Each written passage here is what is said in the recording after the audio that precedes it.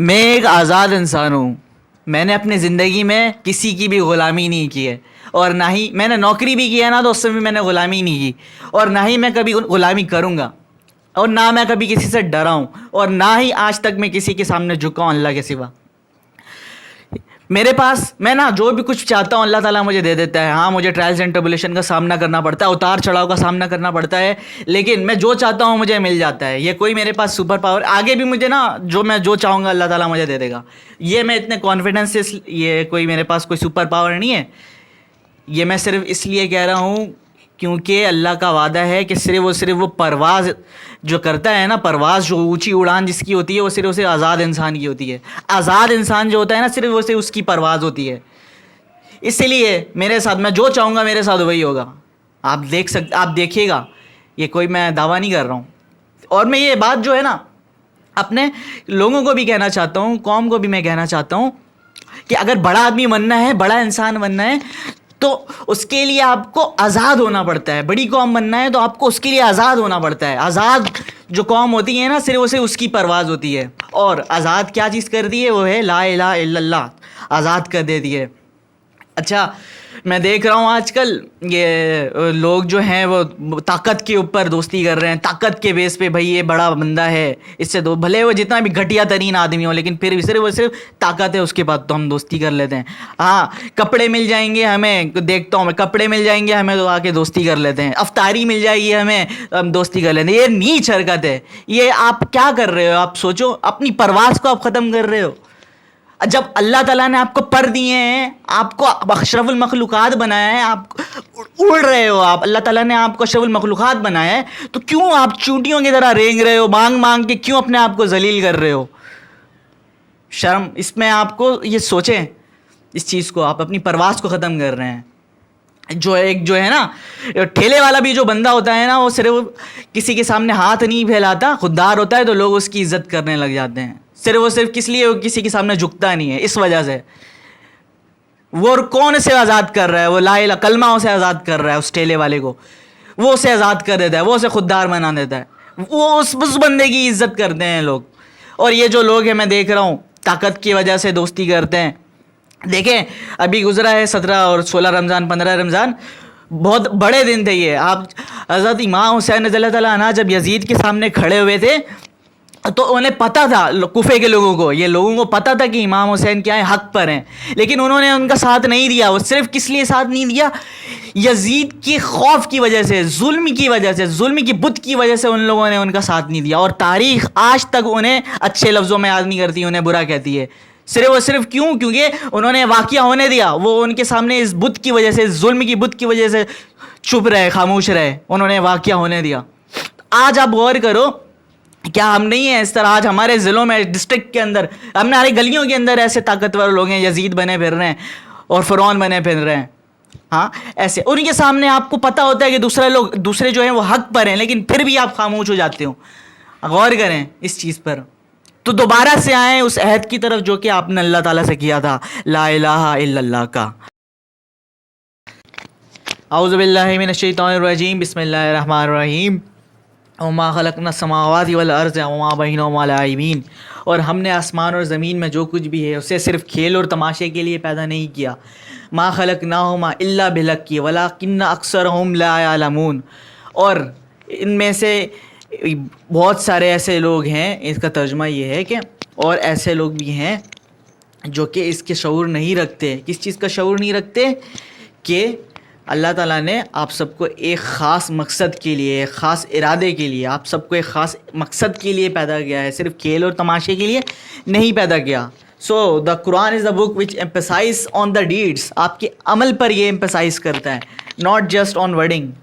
ٹھیک ہے, صرف پڑھنے کو اور ورڈس پر یہ ایمپسائز نہیں کرتا, آپ کے عمل پر یہ ایمپسائز کرتا ہے. عمل کیسا ہونا چاہیے؟ آپ کا ارادہ ایک پرپسفل ایکٹیویٹی, ایک خاص مقصد کے لیے اللہ تعالیٰ نے پیدا کیا ہے آسمان اور زمین میں جو کچھ بھی ہے. تو ہم سب کا ایک خاص مقصد ہے, اور اس کے لیے ضروری ہے, ہمیں قرآن مجید میں فضائل کرتا ہے, اور اس کے لیے ضروری ہے کہ ہم عمل کریں, کیونکہ عمل سے زندگی بنتی ہے, جنت بھی جہنم بھی. یہ خاکی اپنی صورت میں نہ نوری ہے نہ ناری ہے.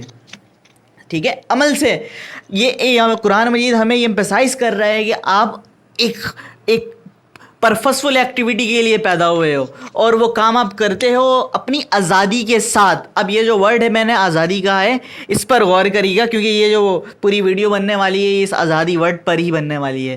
اصل میں جو عمران خان جو ہمیں جس آزادی کی طرف بتانا چاہتا ہے, جو ہمیں بتا رہا ہے ایز اے ٹیچر, مجھے یہ لگتا ہے کہ مجھے آپ لوگوں کو اس آزادی کے بارے میں آشنا کرنا چاہیے کہ وہ کس آزادی کی بات کر رہا ہے. وہ دو قسم کی آزادی کی بات کر رہا ہے. ایک یہ کہ انسان اندر سے آزاد ہو جائے, ٹھیک ہے, ایک اندرونی آزادی جو کہ لا الہ الا اللہ سے آتی ہے, اور جو دوسری آزادی وہ ہے انصاف سے جو آتی ہے, وہ بیرونی آزادی جو کہ ہوتی ہے, ٹھیک ہے. اب اندر سے جو آزادی آ جاتی ہے, اگر آ گئی اندر سے, ہم اندر سے لا الہ الا اللہ پہ حقیقی طور پہ ماننے والے ہو گئے, حقیقی طور پہ, جو کہ میں آج سمجھانے والا ہوں پوری ویڈیو کے اندر, تو بیرونی جو آزادی ہے وہ خود بخود ہی آ جائے گی, کیونکہ حق آ کر ہی رہے گا اور باطل مٹ کر ہی رہے گا, اور یہی فطرت قانون بھی ہے, ٹھیک ہے. تو میں آج آپ لوگوں کو لا الہ الا اللہ محمد الرسول اللہ کا حقیقی مطلب سمجھانے جا رہا ہوں. دیکھیں یہ جو لفظ الہ ہے نا, الہ کے معنی ہے مالک, خالق, پالنے والا, پوسنے والا, جس پر آپ اپنی پوٹینشل لگا سکو, یا پھر جس کی عبادت کی جا سکے, اس کا مطلب ہے الہ. یعنی ہر کام کے پیچھے اگر آپ کی جو نسبت ہے, اگر وہ الہ کی نہیں ہے, جواب دہ الہ کی نہیں ہو, تو عبادت نہیں ہے. فار ایگزامپل اگر ہم لوگ 5 ٹائم نماز کے اندر ہم لوگ پڑھتے ہیں ایاک نعبد و ایاک نستعین, ایاک نعبد و ایاک نستعین, ایاک نعبد و ایاک, 5 ٹائم لوگ پڑھ رہے ہیں. اس کا مطلب کیا ہے کہ اللہ ہم تجھ سے ہی مدد مانگتے ہیں اور تیری ہی عبادت کرتے ہیں, ہم تجھ سے ہی مدد مانگتے ہیں اور تیری عبادت کرتے ہیں. 5 ٹائم آپ طوطے کی طرح اس کو بول رہے ہو, لیکن آپ کا عمل کیا بتا رہا ہے؟ آپ کا عمل بتا رہا ہے کہ آپ جاتے ہو انکل ایکٹ کے سامنے ہاتھ پھیلا کے بولتے ہو ڈالر دے دو, ہمارے تعلقات خراب نہیں کرو, ہمیں ڈالر دے دو, ہم سے دوستی کر لو. تو یہ آپ کا عمل بتا رہا ہے. آپ نے خدا نہ خواستہ نعوذ باللہ آپ نے امریکہ کو اپنا خدا بنا لیا, آپ نے انہیں اپنا الہ بنا لیا. آپ کا عمل کیا بتا رہا ہے؟ آپ نے الہ کس کو بنا لیا؟ آپ نے الہ اپنا امریکہ کو بنا لیا. دوستی کر لو, ہم کو ڈالر دے دو. یہ آپ کی نسبت کس سے ہے؟ آپ کی نسبت امریکہ سے ہے. صحیح ہے, یہ دیکھیں آپ لوگ اس پہ غور کریں. اچھا, یہ جو ہے نا نماز میں ہم دن میں 5 دفعہ پڑھ رہے ہیں, تو نماز ہمیں 5 دفعہ کیا سکھا رہا ہے کہ صرف اللہ کی بندگی, صرف اللہ کی بندگی. ہمیں یہ جو روزہ رکھ رہے ہیں ہم 30 دن بھوکے پیاسے رہنے کا نام روزہ نہیں ہوتا.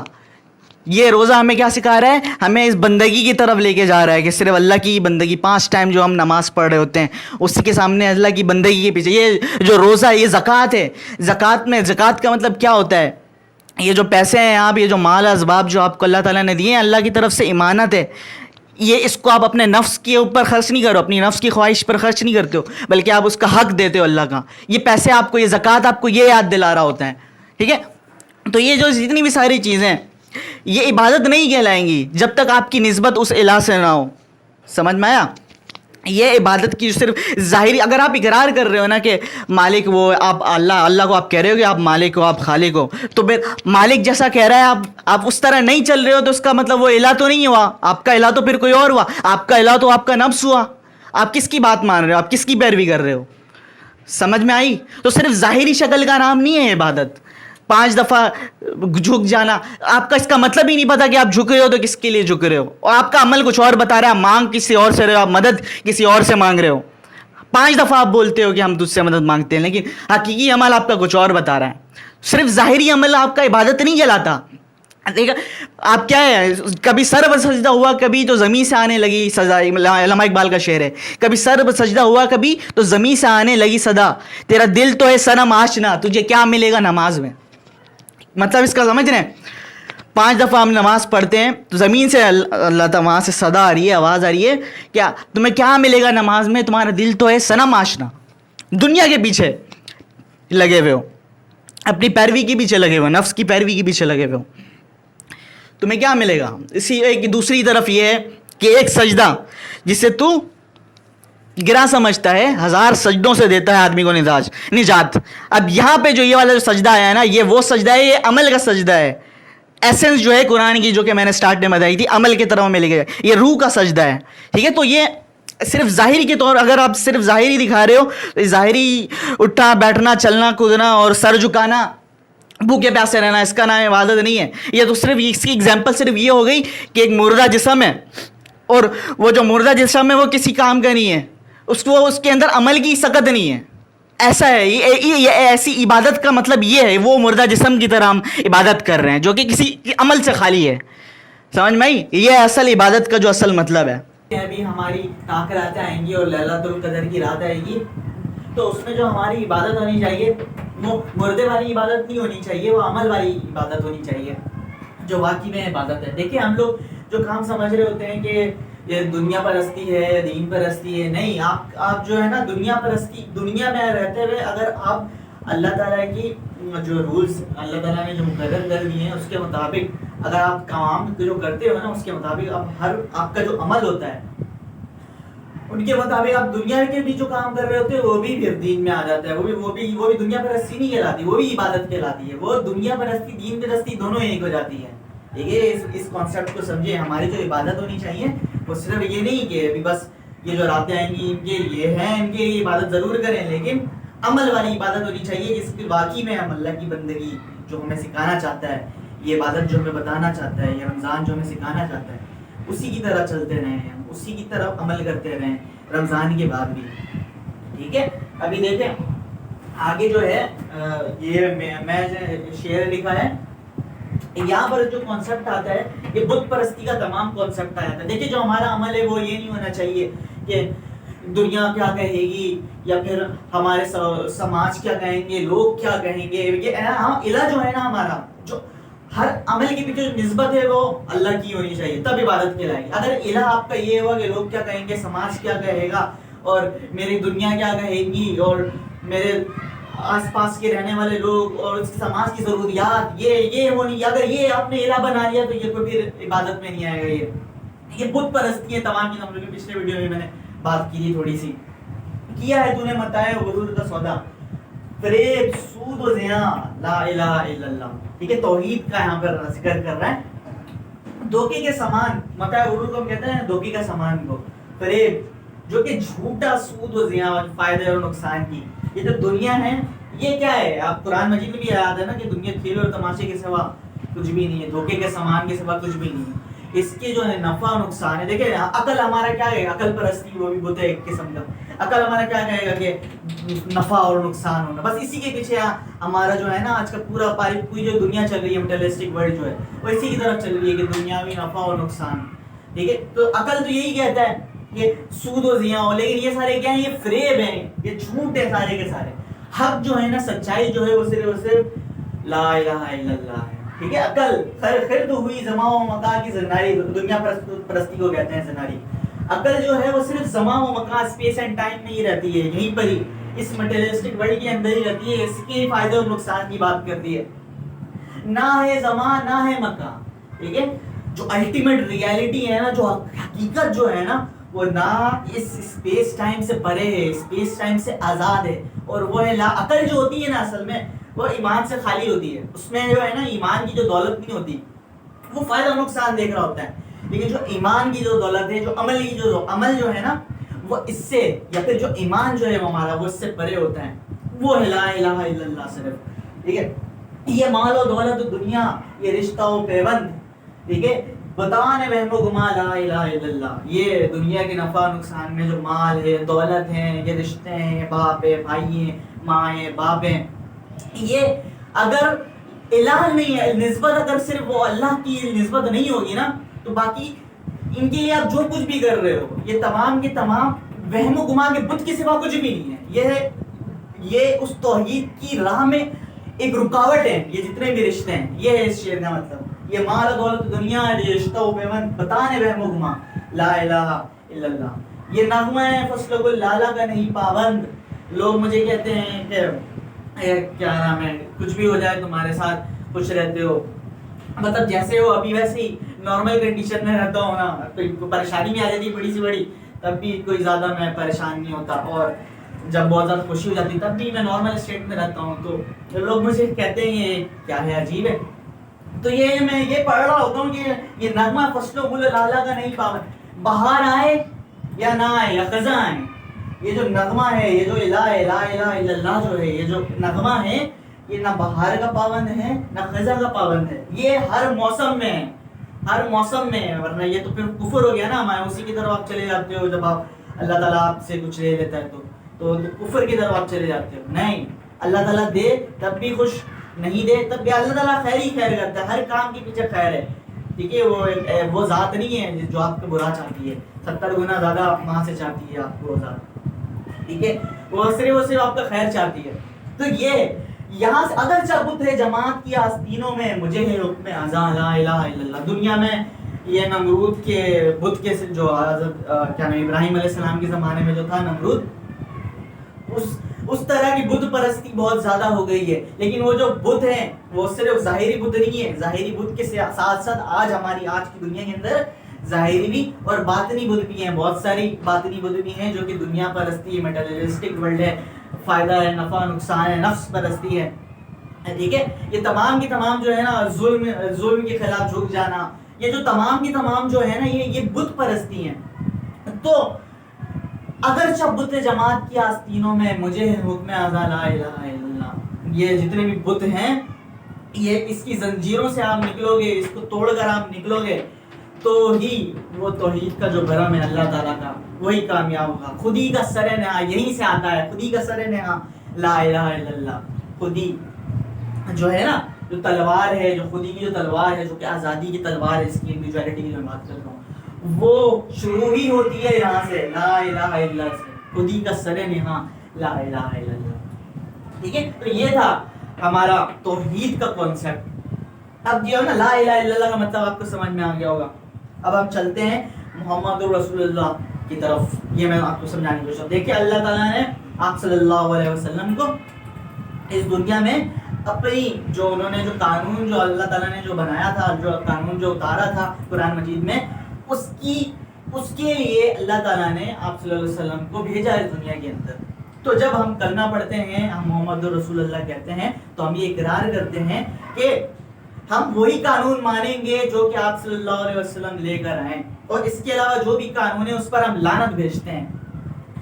اگر آپ اس قانون کی پیروی نہیں کرتے ہو اور دنیا کے قانون کی جو چل رہی ہے اس کی پیروی کرتے ہو تو آپ جھوٹے ہو, آپ منافق ہو. آپ اسلام کے اندر داخل ہی ہوئے ہو یہی اس کا اقرار کر کے کہ آپ صلی اللہ علیہ وسلم کا قانون ہم مانیں گے, آپ محمد رسول اللہ صلی اللہ علیہ وسلم نے جو قانون بتایا اس کی ہم پیروی کریں گے. ٹھیک ہے, تو آپ اسلام کے اندر داخل ہی ہوئے ہو اس کا اقرار کرتے ہوئے. سمجھ میں آیا؟ یہ ہے محمد رسول اللہ کا مطلب. تو یہ ہے لا الہ الا اللہ محمد رسول اللہ کا اصل مطلب. آپ صلی اللہ علیہ وسلم اس دنیا میں آئے تو عرب کے اندر بت پرستی تھی, منارگی تھی, ملوکیت کا دور تھا, اور معاشرے کے اندر امبیلنس تھا, رشتوں کے اندر اجارہ داری تھی, تو ان کے اندر کوئی بیلنس نہیں ہوا کرتا تھا. تو آپ اللہ تعالیٰ نے آپ صلی اللہ علیہ وسلم کے تھرو ایک اسپریچول یونٹی کا کانسیپٹ دیا کہ مختلف خداؤں کی, مختلف بادشاہوں کی عبادت کو چھوڑ کر ایک خدا کی اطاعت کرو, ایک خدا کی بندگی کرو, ایک خدا کی. یہ جو یونٹی کا کانسیپٹ ہے, اسپریچول یونٹی کا جو کانسیپٹ ہے, یہ انسان کے خود کی فطرت کی اطاعت ہے. اصل میں خدا کی اطاعت انسان کی خود کی فطرت کی ہی اطاعت ہے, کیونکہ انسان کی جو فطرت کی جو بنیاد ہے وہ روح ہے. ٹھیک ہے, یہیں سے شروع ہوتا ہے انسان کی آزادی کا سفر, یہیں سے شروع ہوتا ہے انسان کی انڈیویجوالٹی کا سفر. یہیں سے ہی یہ جو فطرت ہے یہ انتہائی آزاد چیز ہے انسان کے اندر. یہ چاہتی ہے اپنے آپ کو ایکسپریس کرنا, اس کا تعلق ہے فری ول کے ساتھ.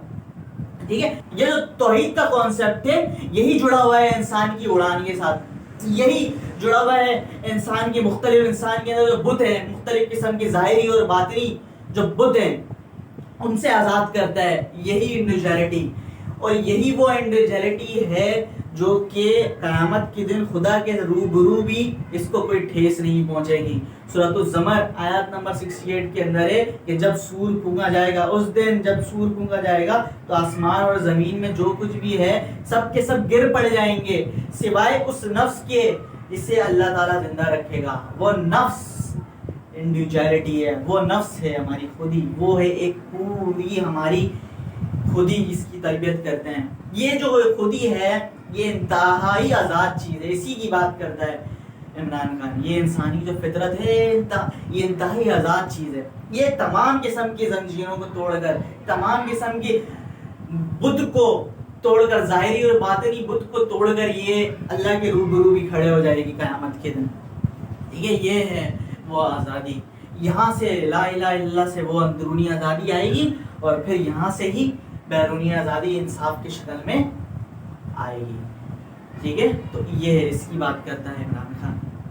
اچھا, اب یہ جو انڈیویجوالٹی ہے نا, یہ تو آپ کو سمجھ میں آ گیا. اب اس کو ہم لوگ پالش کس طرح کریں گے, یہ پھر میرے پاس ٹائم میں رہا تو میں آگے آنے والی ویڈیوز کے اندر اس سے میں مزید کوشش کروں گا کہ رمضان کے اندر ہی سمجھا دوں, کیونکہ ایسے ٹاپک وہ مجھے اس مہینے میں سمجھانا چاہیے. تو میں آگے ویڈیو میں یہ بتاؤں گا کہ اس انڈیویجوالٹی کو ہم پالش کس طرح کرتے ہیں. ٹھیک ہے, تو یہ تھا آزادی کا سفر. لا الہ الا اللہ ہمیں کس طرح آزاد کرتا ہے. ٹھیک ہے, تو مجھے دعا میں یاد رکھیے گا, اپنا خیال رکھیے گا. اللہ حافظ.